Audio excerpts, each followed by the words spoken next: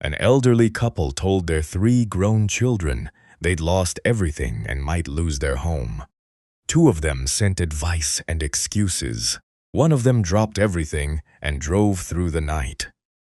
But what the parents were really hiding wasn't the money. And the day they finally told the truth, nobody in that family was ready for it. The morning we decided to lie to our own children, the coffee had gone cold in my hands, and I hadn't taken a single sip. Loretta sat across from me at the kitchen table, her reading glasses pushed up into her gray hair, staring at the phone like it might bite her. 41 years of marriage, and I had never once seen my wife afraid to make a phone call. But there she was, thumb hovering over our son's name, frozen. "We don't have to do this," I told her. "Yes, we do." She finally looked up at me. "Calvin, when was the last time any of them just came by? Not for a birthday. Not because we begged. Just came." I didn't have an answer. That was the whole problem. We were not poor people. The house was paid off. My pension came in steady every month, and between that and Loretta's savings, we were fine. More than fine. But money was never what we were missing. 3 kids we raised in this very house, 3 kids we drove to school and stayed up worrying over, and now the silence in our home was so loud it kept me awake at night. So we made a plan. A terrible, foolish plan that I am still not proud of. "I'll make the calls," I said, before I could change my mind. I dialed our oldest, Darius, first. He picked up on the 4th ring, already sounding rushed. "Dad, everything okay? I've got a meeting in like 5 minutes. I closed my eyes. "Son, I need to tell you something, and I need you to sit down for it." That got his attention. The background noise on his end went quiet. "I had to go to the hospital last week," I said. The words came out shakier than I planned, which oddly made them more believable. "My heart. The doctors say it's serious. And between the bills and everything else, your mother and I, we might have to sell the house." There was a long pause. "Sell the house? Dad, that house is..." He stopped. "How serious is your heart?" "Serious enough that we're scared," I said. That part, at least, was almost true. We were scared, just not of my heart. He told me he'd call back once his meeting wrapped, that he was sorry, that he had to think. Then he was gone. Loretta watched my face. "Well?" "He has a meeting," I said. She nodded slowly, like that told her everything she needed to know. I called Monica next, our middle child, the lawyer in Washington. She answered crisply, the way she answered everything. When I told her the news, she was quiet for a moment, then immediately started talking about specialists, second opinions, and something called a home equity line. She asked good questions, smart questions, but not one of them was, "Daddy, are you scared?" By the end of the call, I felt like I'd been talking to my accountant instead of my daughter. "She's going to email me some information," I told Loretta after I hung up. My wife let out a breath that sounded like it had been trapped in her chest for years. Then I called Nia, our baby, 31 years old, and still the one I worried about most, because she gave away everything she had and kept nothing for herself. She worked at a community clinic 2 hours away in Raleigh, barely made enough to cover her rent, and somehow always sounded happy when she called. She didn't sound happy this time. "Daddy, slow down, start over." I heard a door close on her end, like she'd stepped out of a room. "Your heart. What did the doctor actually say?" I gave her the same story. The hospital, the bills, the house. She went silent. And in that silence, I heard something neither of her siblings had given me. I heard her crying, quiet and trying to hide it. "Okay," she finally said, and her voice was steady even though I had cost her. "Okay, I'm coming. Don't sell anything. Don't sign anything. Don't you dare make a single decision until I get there. You hear me? Nia, baby, you don't have to. I'm already getting my keys." I heard jingling. "I'll be there before dark. I love you. Tell Mama I love her too." The line went dead. I set the phone down on the table very gently. like it had suddenly become something fragile. Loretta was looking at me, and her eyes were wet. "She's coming," I said. "Right now, today." For a moment, neither of us spoke. We had set this whole thing up to find out the truth about our children. I think a part of me expected the test to take weeks to give us an answer. It took less than 3 hours. "Calvin." Loretta reached across the table and grabbed my hand hard. "What have we done?" I wanted to tell her it would be fine, that it was just a small thing, a harmless little lie, and we'd learn what we needed to learn and put it all behind us. But sitting there in that quiet kitchen, with one child already driving 2 hours to save us from a problem that didn't exist, I had a feeling deep in my chest, a real one, no lie about it, that we had just started something we did not know how to stop. I had no idea how right I was. Nia's car pulled into the driveway at 20 minutes past 6, just as the sun was starting to drop behind the Hendersons' roof across the street. I knew it was her before I even saw the car, because Loretta had been standing at the front window for the last hour, pretending to dust the same shelf over and over. When those headlights swung in, my wife dropped the dust rag and was out the front door before I could get up from my chair. By the time I made it to the porch, Nia was already pulling bags out of the back seat. Not one bag, not two. The whole trunk was full. "Baby, what is all this?" Loretta asked. "Groceries." Nia hauled out a paper bag in each arm. "I stopped on the way. I didn't know what you had in the house, so I just got everything." She nodded toward the trunk. "There's more. I packed a suitcase too. I'm staying." "Staying," I repeated. "For a while." She said it like it was already decided, like there was no version of this where she turned around and drove home.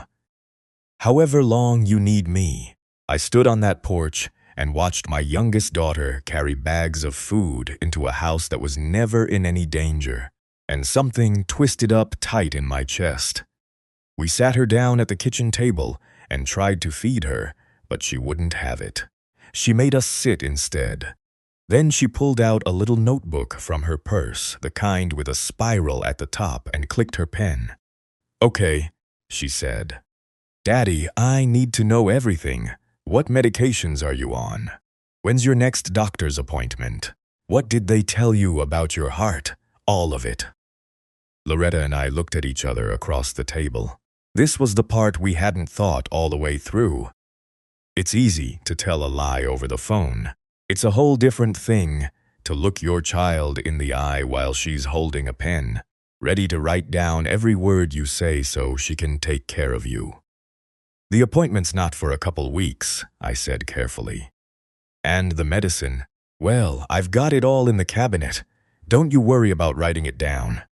"I'm writing it down," she said, and she did, walking to the bathroom cabinet and reading off the labels of every bottle in there, most of which were just my old blood pressure pills and Loretta-S vitamins.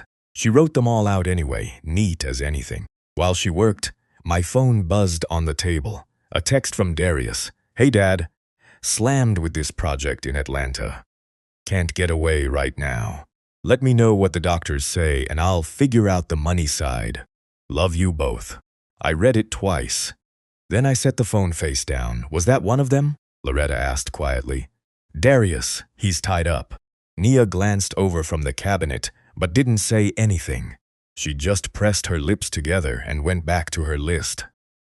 A little later, Monica did call. Loretta put her on speaker. My daughter's voice filled the kitchen, warm and busy at the same time. "Mama, I've been reading up on everything. I sent Daddy some links. There are programs that can help with medical costs, and I found a service that does in-home care if it comes to that." A pause. "I wish I could be there. Things are crazy here. But I'm going to call every single day, I promise." "That's all right, baby," Loretta said. "We know you're busy." After she hung up, the kitchen got quiet again. Nia closed her little notebook. "Every single day," she said softly, almost to herself. Then she shook her head like she was shaking off a thought, stood up and started opening cabinets. "What are you doing now?" I asked. figuring out what we're cooking this week so it's heart-healthy." She pulled out a pot. "No more salt for you, mister. Doctor's orders." "Well, my orders, but close enough." I tried to laugh. It came out wrong. That evening, she didn't sit down once. She made us a dinner with no salt and too many vegetables, and it was somehow the best meal I'd eaten in months. She washed every dish by hand. She found the loose handle on the bathroom door that I'd been meaning to fix for half a year, and tightened it with a butter knife, because she couldn't find my screwdriver. She set up a little chart on the refrigerator with my fake medicine schedule on it, color-coded so I wouldn't forget. Around 9 o'clock, I caught her in the hallway, standing in front of her old childhood bedroom, just looking at it. We'd turned it into a sewing room years ago. "I can sleep on the couch," she said. "It's no problem." "You will not sleep on the couch," Loretta said behind her. "We'll move the sewing things. You're in your room." Nia smiled, but her eyes were tired. And underneath the tired, there was something else. Worry. Real worry, the kind that doesn't go away when you turn off the lights. That night, after she'd gone to bed, I lay awake next to my wife and stared at the ceiling. "Calvin," Loretta whispered in the dark. "She used her vacation days. She told me in the kitchen. She doesn't have many." I didn't answer right away. "She drove 2 hours and spent money she doesn't have on groceries we didn't need." Loretta went on. "For a heart problem you don't have." "I know," I said. "The other two haven't even." "I know, Loretta." We lay there in the dark, both of us wide awake, both of us thinking the same thing and neither of us willing to say it. We had wanted an answer. We were already getting one, and it was breaking my heart in a way no real heart attack ever could. By the 3rd day, I had stopped pretending to myself that this was harmless. It was a little after 9 in the morning when Nia's phone rang. She was up on a step stool in the hallway, changing a light bulb that had burned out so long ago, I'd forgotten what the hallway looked like properly lit. She climbed down, looked at the screen, and her whole face changed. "It's work," she said. "Give me a second." She stepped out onto the back porch and pulled the door most of the way shut. But our house is old, and the walls are thin, and I'm a nosy man, so I drifted toward the kitchen where I could hear. "I know, Sharon. I know." Her voice was low and tight. "No, I understand we're short-staffed. It's just my dad's heart, and there's nobody else here to." A pause. "How many days do I have left?" Another pause. "A long one. Okay, then use those. Put me down for the rest of my vacation days." Her voice cracked, just slightly, and she steadied it. "I'll be back as soon as I can. Tell the patients I said hi." When she came back inside, she had a smile pasted on her face that didn't fool anybody. "Everything fine at the clinic?" Loretta asked. "Everything's fine." Nia climbed back up on the step stool. "Where were we?" "Oh, I think the bulb in the bedrooms is about to go too. I'll get it next." I went and sat in my chair in the living room and stared at the wall. She had just spent the last of her vacation days. Not for a real emergency. Not even for a real heart. For a story 2 foolish old people had made up because they were lonely. Over the next few hours, she went through that house like she was running out of time. She found the kitchen faucet had a slow drip and took the whole thing apart on the counter, looking up videos on her phone until she had it fixed. She noticed the gutter over the porch had come loose and pulled the ladder out of the garage, and Loretta had to practically wrestle her down off of it. "You are not climbing on this roof," my wife said. "Your father will have a real heart attack." "It'll leak when it rains," Nia argued. "Let it leak." She came down, but she made a note in her little notebook to call somebody about it. I watched her write it, and I thought about how she was budgeting our roof, repair in her head while she couldn't even cover her own rent. Around lunchtime, Monica called again. On video this time, Loretta propped the phone against the fruit bowl on the table so we could all see. Monica's face filled the screen, polished and put together, an office bookshelf behind her. "Hey, everybody, how's the patient?" she said. "Daddy, you behaving?" "I'm behaving," I said. "Good. Listen, I've been thinking. Instead of everybody scrambling around, why don't we set up a standing video call? Same time every few days. That way we can all stay on top of things together without anybody having to rearrange their whole life." She smiled. "I can share my screen, go over the financial stuff, keep us organized. It's actually more efficient than running back and forth." Nia, who had been quietly wiping down the counter behind us, stopped wiping. "More efficient," she repeated. "You know what I mean," Monica said. "I just think we should be smart about this." "Sure," Nia said in a voice so even it was almost scary. "Smart." There was a silence then, the kind that has a whole conversation buried inside it. Monica's smile faltered just a touch. "Nia, are you still down there?" "I'm still here. You can't take care of them by yourself forever, you know. You've got your own job, your own life." "I'm aware of my own life, Monica." Loretta jumped in quickly, smoothing it over the way she always did, and the call ended a few minutes later with promises and goodbyes.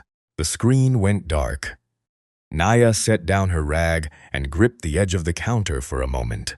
Then she straightened up like she'd decided something and turned around with a smile. "Who wants a real lunch?" She made us soup from scratch. No salt, of course. While it simmered, she sat at the table and pulled out her phone and a folder she'd brought with her, and she started writing things down. Numbers, lists, columns. I leaned over to look and she casually closed the folder. "What's all that?" I asked. "Nothing yet," she said. "Just looking at some options. Figuring out how we keep the house no matter what happens with your bills." "There's always a way, Daddy. We just have to find it. We just have to find it." I went back to my chair before she could see my face. That afternoon, I stood at the kitchen window and watched her in the backyard, on her hands and knees, pulling weeds out of Loretta's flower bed that had gone wild over the summer. She wasn't asked to do it. Nobody mentioned the flowers. She just saw something that needed doing and did it. The way she'd been doing things since she was a little girl, the way none of us had ever really thanked her for. Loretta came and stood beside me at the window. "Calvin," she said quietly, "I want to tell her. I know. She's giving up everything." "I know, Loretta." My voice came out rough. "But if we tell her now, we'll never know about the other two. We'll never know what they'd do if she weren't here carrying all of it." My wife was quiet a long moment, watching our daughter dig in the dirt. "Then we'd better find out fast," she said, "because I can't watch this much longer." Neither could I. But I had no idea things were about to get harder, not easier. Darius showed up on the 5th day, and he came the way he always did, without much warning and with one eye already on the door. "I had a thing in Charlotte," he said, standing in the front hallway in his pressed shirt and good shoes. "Client meeting. So I figured I'd swing by and check on you both in person." A client meeting. He hadn't driven 3 hours to see his sick father. He'd come because work had already brought him close, and we happened to be on the way. I saw Nia register that from across the room, but she didn't say a word. She just went and put the coffee on. To be fair to my son, he hugged me longer than he ever had.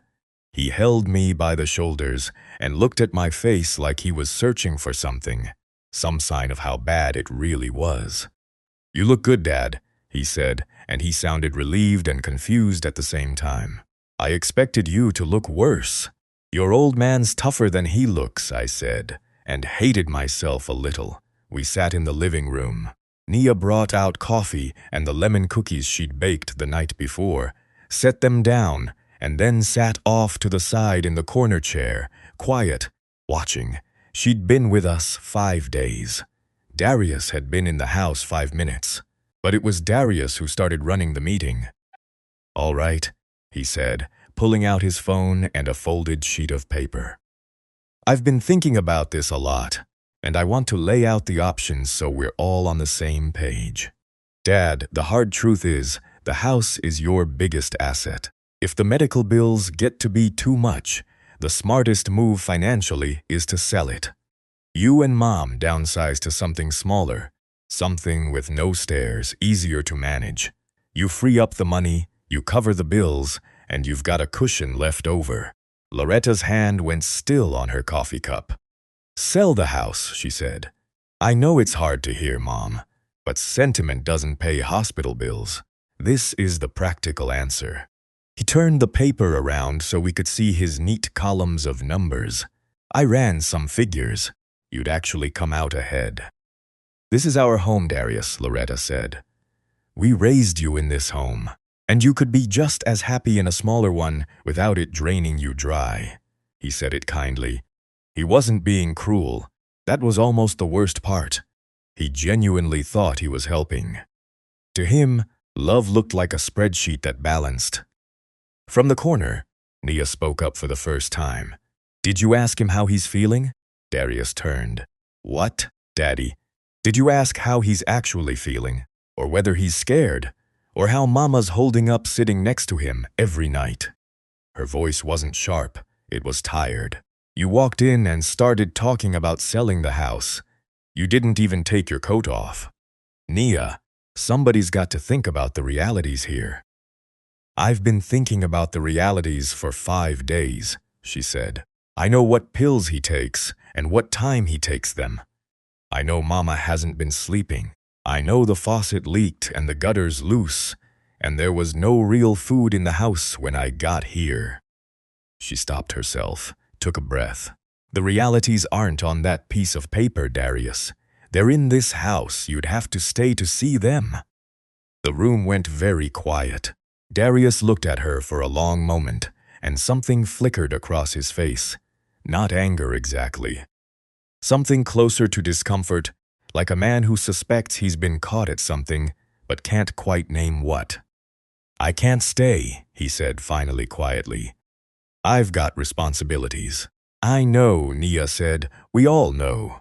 He left an hour later. He hugged me again at the door, told me to take care of myself. Told me he'd handle the money side and not to worry about that part. He hugged Loretta. He even hugged Nia, though it was stiff, and he didn't quite meet her eyes when he did.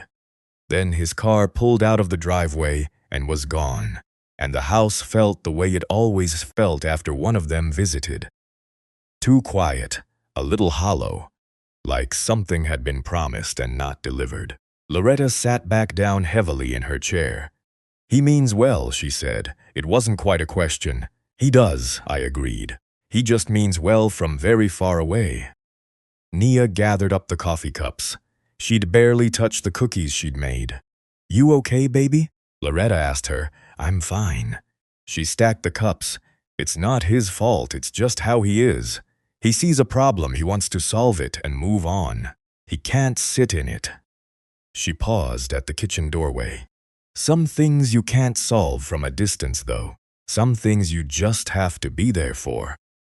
She went into the kitchen, and we heard the water start running. Loretta looked at me, and I knew we were thinking the same thing for the 100th time that week. 2 of our children had now had their chance.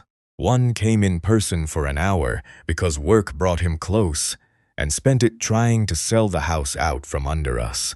One was calling every day and offering to share her screen, and one had given up her vacation, her paycheck, and her sleep, and was at that moment washing dishes she'd dirtied cooking for people she believed were in trouble.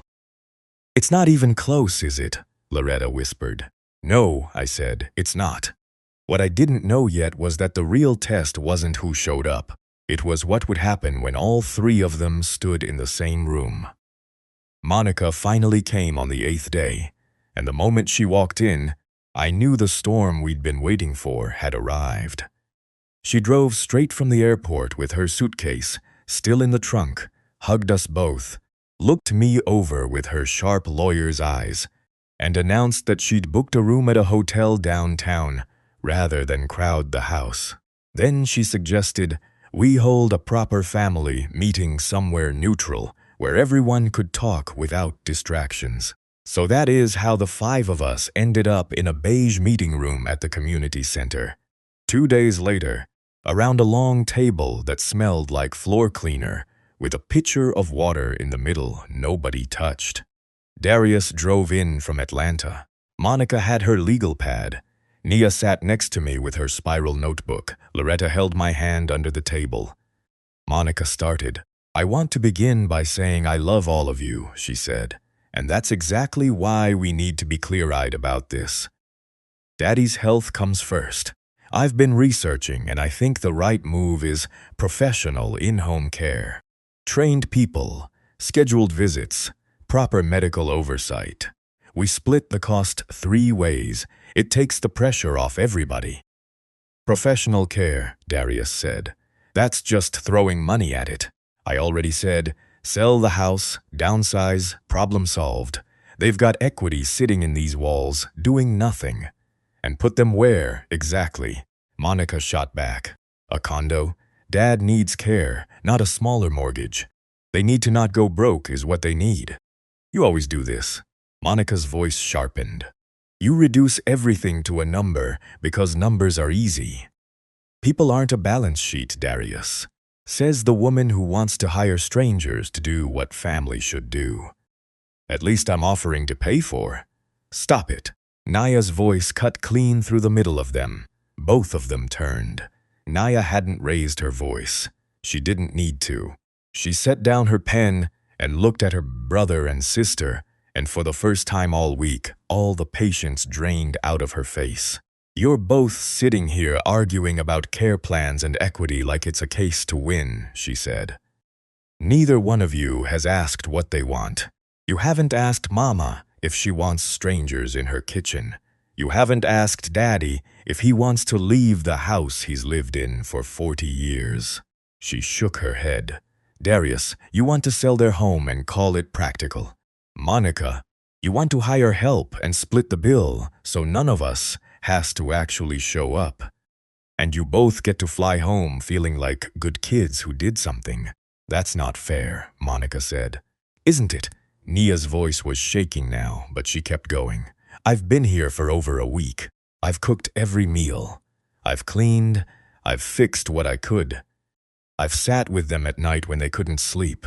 I used up every vacation day I had. I'm probably going to be short on rent this month." She looked down at the table. "And you know what? I'd do it all again. But don't sit in this room and pretend that writing a check or selling a house is the same as being there. It's not." The room went dead silent. Darius leaned back in his chair. "So that's what this is. You think you're better than us. I don't think I'm better." "You do. You've decided you're the good one, the one who sacrifices.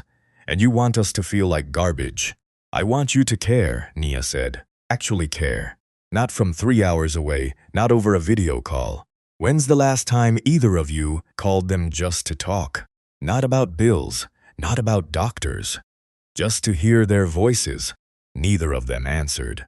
And in that silence, I watched something terrible happen on my children's faces. The slow realization that they didn't have an answer and that everyone in the room knew it. Monica's eyes filled. "It's easy for you," she said, quieter now. "You don't have a husband.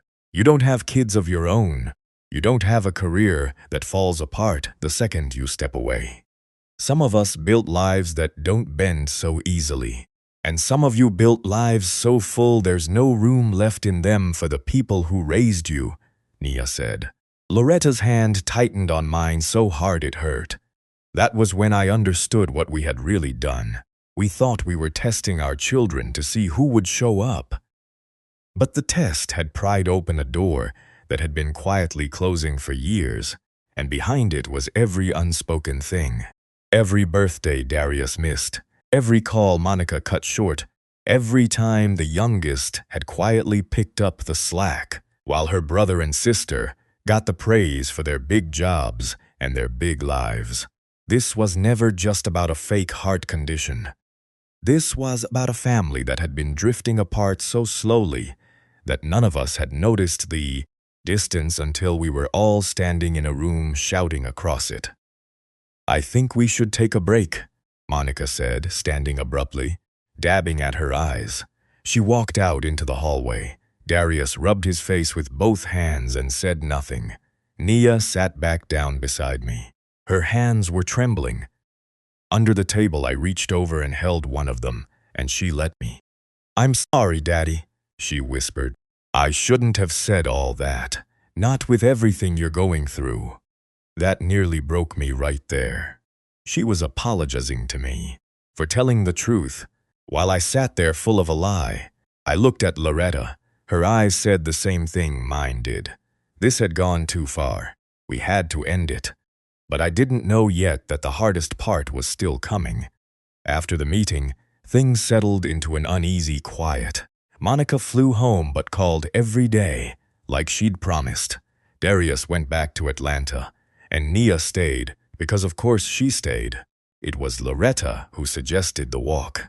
The 12th day was warm and clear, and she said her legs needed stretching, and would Nia keep her company down to the park. I stayed home with the pretense of resting.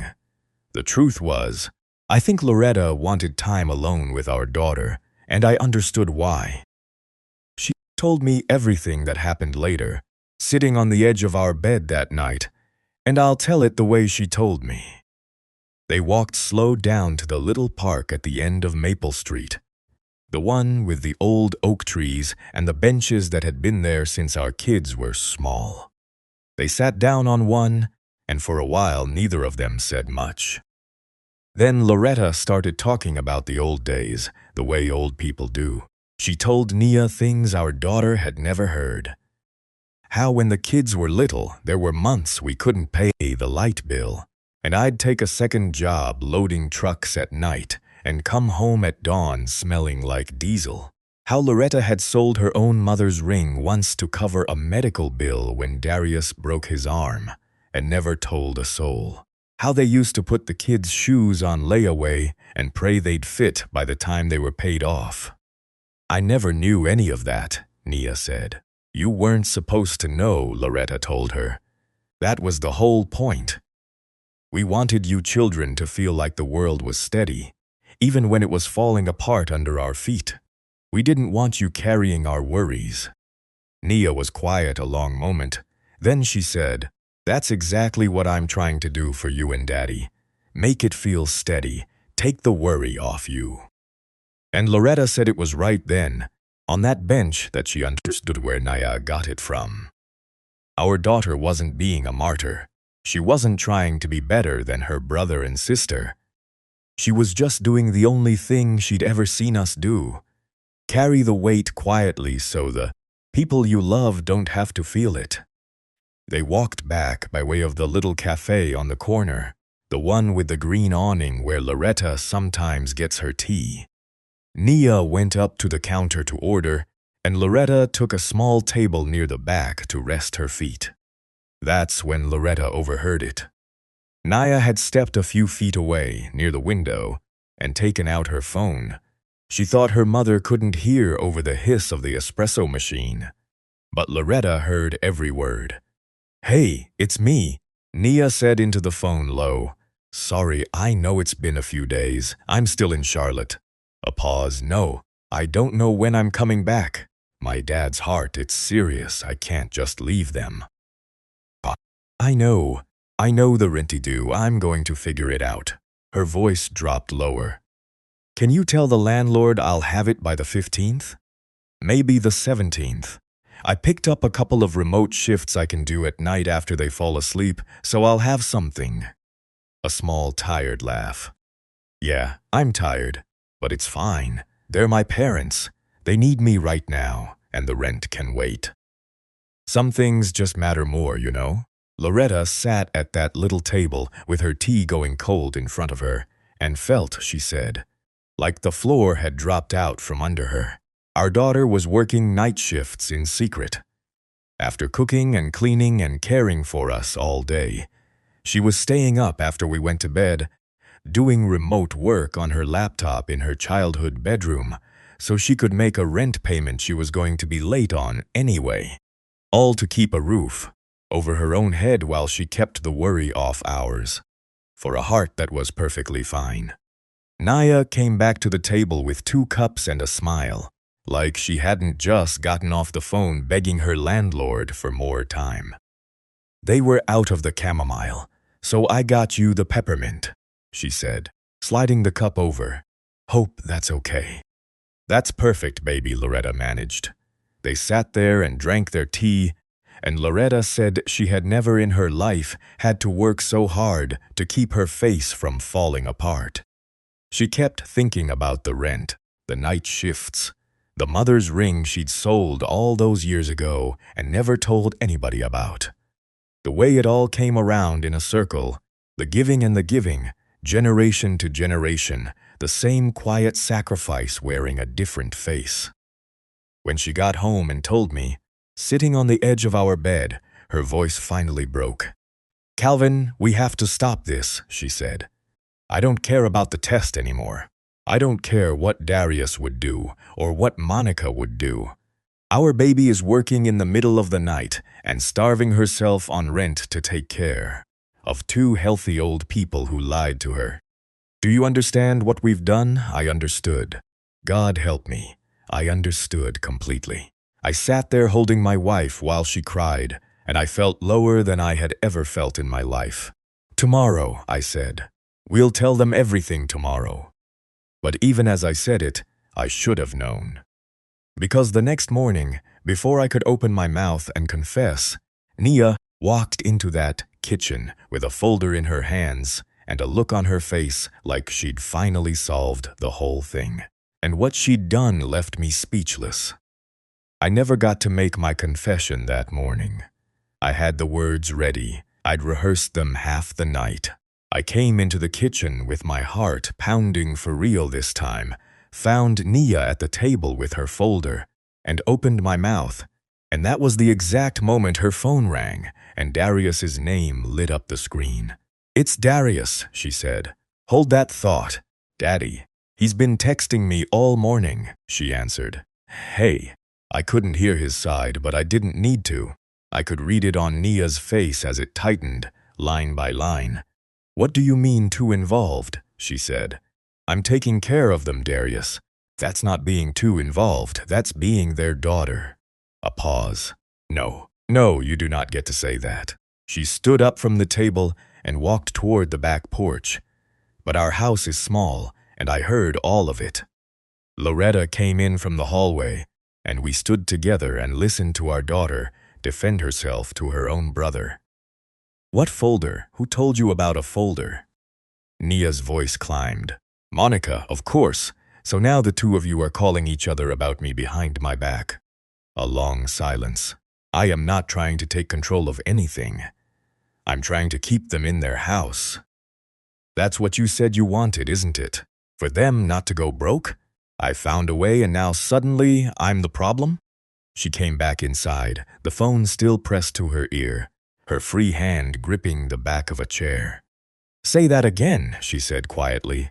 "Say it slow so I'm sure I heard you right." Whatever he said, her face went pale. "You think I'm doing this to look good? You think I'm down here playing the devoted daughter so I look better than you 2? She laughed, but there was no humor in it at all. "Darius, I'm doing this because somebody has to. I haven't slept a full night in 2 weeks. I'm behind on my own rent. You don't know the half of what I've—" She stopped herself hard. "Forget it.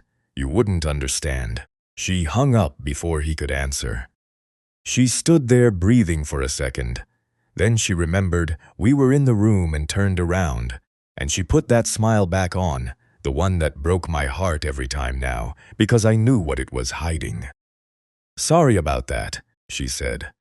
"Where were we?" "Baby," I started, but then her phone buzzed again. Monica this time. Nia stared at it, then silenced it. It buzzed again and again. A string of texts coming in. She read them, and I watched my daughter's jaw set. They had a whole conversation about me, she said, mostly to herself. "Monica thinks I'm making emotional decisions instead of practical ones. Darius thinks I'm trying to get my hands on your finances. She set the phone down very carefully, like she was afraid of what she'd do with it otherwise. That's what they think this is. Nia. Loretta reached for her. It's okay, Mama. But her voice was thick. It's okay. I should have known. I'm the baby of the family, so anything I do, it can't be because I'm capable. It has to be because I'm naive or emotional or up to something. She wiped her eyes quickly with the back of her hand. I just wanted to help you. That's all I wanted. Over the next few days, the phone calls only got worse. I heard pieces of all of them because our house holds no secrets. Monica called Loretta, worried that everyone was getting too emotional to think straight. Darius called me, and instead of asking about my heart, he asked carefully whether Nia had talked to me about money. And I realized with a sick feeling that my son genuinely suspected his sister of trying to take advantage of two sick old people, the very people she was wearing herself down to the bone for. The three of them got on one call together, all of them at once, and it turned into something I never want to hear again. Voices over voices. Monica accusing Darius of only ever caring about the house's resale value. Darius accusing Monica of writing checks so she'd never have to actually visit. Both of them in their own way, circling back to Nia, that she was in too deep, that she'd lost perspective, that she was making the rest of them look bad on purpose. And Nia, quiet for most of it, finally saying into the phone, "You know what the difference is between us? When I think about Mama and Daddy, I think about them, not the house, not the bills, not how it looks, just them. And I don't think either one of you has done that in a very long time." Then she hung up, and the call was over, and our family was further apart than it had ever been. That night, Loretta and I sat in the dark living room long after Nia had gone to bed. "We did this," Loretta said. "We lit the match. We thought we were testing them, and instead we set the whole family on fire." I couldn't argue. We'd wanted to find out which child would show up. Instead, we'd cracked open 20 years of resentment, pride, and distance. And now my children weren't just failing to show up. They were turning on the one who had. "It ends tomorrow," I said. "I mean it this time. No more. I'm telling all three of them the truth, and I'm taking whatever they throw at me." But I'd said that before, and once again, before I could do it, Nia would get there first, and what she laid on that kitchen table the next morning would change everything. I woke before dawn on the 21st day with my confession sitting in my chest like a stone. I'd decided. No more delays, no more interruptions, no more letting the lie roll downhill picking up speed. I would make the coffee, I would sit my daughter down, and I would tell her the truth before she did one more thing for us. Whatever happened after that, I'd earned it. But when I came into the kitchen, the light was already on and Nia was already at the table. She hadn't slept, I could tell. She had the look of someone who'd been up all night, eyes red at the rims, a cold cup of coffee at her elbow, her laptop open beside a folder thick with papers. When she saw me, her tired face lit up with something I can only call hope. "Daddy," she said, "sit down. I want to show you something. I've been working on this for 2 weeks, and I finally got it all to fit. Nia, baby, before you, please." She pulled out the chair next to her. "Just let me show you. I've been waiting to get it right before I said anything, and last night it finally came together. Please." So I sat. God forgive me, I sat down and let her show me. She opened the folder and turned it so I could see, and what was inside stopped my breath. She had built us a whole plan. Not a vague idea, not a few notes. A real, careful, thought-out plan, the kind you'd pay somebody to put together. There were pages of it. She'd gone through every assistance program she could find for medical costs, and printed out the ones we might qualify for, with the deadlines circled. She'd called the hospital I'd never actually been to, and asked about payment arrangements, and written down what they told her. She'd found a way to refinance nothing, and instead had laid out a household budget that trimmed every unnecessary expense so we'd never have to touch the house. And then she got to the last page. "This part's mine," she said quietly. "I redid my own budget. If I move to a smaller place when my lease is up, and I keep the night shifts going, I can send you all $600 a month. Every month. It's not a lot, but it covers the gap I figured out between your income and what the bills might be. So you don't have to sell the house. So you don't have to worry." She looked up at me, and her chin was trembling. "I ran the numbers 4 times, Daddy. It works. You get to keep your home. You and Mama get to stay right here. I figured it out." I could not speak. She had a roof she was about to lose. She was working in the middle of the night. She was already short on her own rent, and she had spent the last of her strength building a plan to give us $600 a month she did not have, to solve a crisis that did not exist. "Why are you doing this?" I finally got out. My voice came from somewhere I didn't recognize. She looked surprised by the question. "Because you're my parents," she said simply. "Because when I was little and we didn't have anything, you never let me feel it. I didn't even know how bad it got until Mama told me at the park. You carried all of it, so I never had to." She put her hand over mine. "Now it's my turn to carry some. That's all this is. It's my turn." That was the moment the lie finally became too heavy to hold. I opened my mouth to tell her. The truth was right there, all of it. "Nia, there's no heart condition. There's no debt. Your mother and I made it all up because we were lonely and selfish and wanted to see who'd come." I had the words. I owed her the words. But before I could say them, Loretta appeared in the kitchen doorway in her robe. She'd heard. She'd been standing in the hall, and she'd heard all of it, and her face was wet and crumpling. "Baby," Loretta said. "Oh, baby, no. You are not sending us $600. Mama, it's already worked out. You're going to lose your apartment." Loretta crossed the kitchen and took Naya's face in both her hands. "You think I don't know? I heard you at the cafe, on the phone with your landlord, the night shifts, the rent." Her voice broke completely. "You've been giving us everything you have and starving yourself to do it, and we—" She stopped.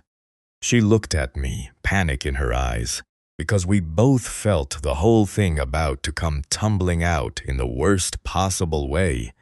In the kitchen, at 6 in the morning, with our exhausted daughter caught in the middle of it. "And we can't let you," Loretta finished, choking it back.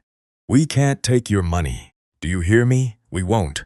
Nia looked between us, confused, alarmed. "Daddy, what's going on? Why is Mama?" The doorbell rang. All 3 of us froze. It was barely past dawn. Nobody rings a doorbell at dawn. Nia stood up, wiping her face, and went to answer it, and Loretta grabbed my arm. "We tell them today," she whispered fiercely. "All of them, together, no more." From the front of the house, I heard the door open, and I heard Nia's startled voice. "Darius, Monica, what are you 2 doing here?" My heart, my real, healthy, lying heart, nearly stopped. Both of them, on our porch, at dawn, together. I didn't know yet whether they'd come to make peace or to start a war. But I knew the time for confessions wasn't tomorrow anymore. It was now, and all 3 of my children were finally in one place to hear it. Darius and Monica stood on the porch, in yesterday's clothes, and one look told me they hadn't planned this any more than we had. "We drove half the night," Monica said. "Both of us. Separately. And then we ran into each other at the gas station off the highway." She let out a shaky breath. "I couldn't stop thinking about what you said, Nia, on the call. About how when you think of them, you just think of them. And I realized I couldn't remember the last time I did that." "Me neither," Darius said quietly. He looked older standing there. "I said some things I had no business saying, about you, about what you were doing here. I drove all this way to take them back." Nia stood in the doorway with her hand over her mouth. I brought them all into the kitchen. 5 of us again, the same as the community center, except this time nobody had a legal pad or a spreadsheet. This time my children just looked tired and human and a little lost. And I knew the moment had come, and there would never be a better one. "Sit down," I said. "All of you. Your mother and I have something to tell you, and it's going to be hard to hear." Loretta reached for my hand. I held on to it. "There's no heart condition," I said. The kitchen went silent. "I was never in the hospital. There are no medical bills. We were never going to lose the house. The savings are fine. All of it." My voice shook. "Your mother and I made it up. Every word." Nobody moved. Monica's mouth opened and closed. Darius stared at me like he was waiting for the punchline. "We made it up," Loretta said, "because we were lonely, because months would go by, and the phone wouldn't ring unless it was a birthday. Because we used to have a house full of children and laughter, and somewhere along the way it got so quiet in here that we couldn't stand it anymore." Tears were running down her face. "We wanted to know. If something ever really did go wrong, who would come? So we told a terrible lie to find out, and it was wrong. It was so wrong. Darius found his voice first. You lied to us. For 3 weeks. We thought you were dying, Dad. I know. I told my whole office I might need time off. Monica researched care facilities. We were scared. I know, son, and I'm sorrier than I know how to say." Monica was crying now too, but underneath the hurt I saw something else move across her face. The same thing that had been chasing her up the highway in the dark. "You did it because we stopped showing up," she said. "That's the part that hurts. You had to invent an emergency to get your own kids in the room." She looked down at her hands. "And it worked. Look at us. It took a fake heart attack. Then everyone turned to Nia. She hadn't said a word. She was sitting very still. The folder she'd built. Her whole night's work, her $600 a month, her plan to give up her apartment, still open on the table in front of her. "It wasn't real," she said softly. Not angry, just trying to understand it. "I used all my vacation days. I'm losing my place. I've been up every night working so I could send you money, and none of it was real. I have never felt smaller in my life than I did in that chair." "No, baby," Loretta whispered. It wasn't. Nia was quiet a long moment. And then, to my amazement, she let out a breath that was half a sob and half a laugh, and she shook her head. "You scared me to death," she said. "Don't you ever do anything like this again." She wiped her face. "But Daddy, Mama, if you wanted me to come, all you ever had to do was ask. I would have come anyway. You didn't need a heart attack. You just needed to call and say you missed me, and that broke all of us open at once." What came after, I won't try to capture neatly, because real healing isn't neat. There was more crying. There was Darius finally asking me how I was actually feeling about getting old, a question I don't think he'd ever dared. There was Monica admitting she hid behind her busyness because being present meant facing how fast we were. Aging, there was Nia, who had given the most, somehow comforting the rest of them. And there was a hard, honest conversation about the truth the lie had uncovered. That all 3 of them had let distance grow because nobody stopped it, and that the youngest had quietly carried what the others wouldn't, and that none of us had ever thanked her for it. We thanked her now. All of us. I watched my son hold his little sister and tell her he was sorry, and that was worth more to me than any test result could ever be. They stayed the whole weekend after all. Darius fixed the gutter. Monica cooked badly, and we ate it anyway. Nia finally slept a full night. Before they left, we made them all promise something. Not money, not care plans, just this, that they'd call, that they'd come. Not because anyone was dying, but because we were living, and that was reason enough. We learned something too, Loretta and I, that you don't earn your children's love by frightening it out of them.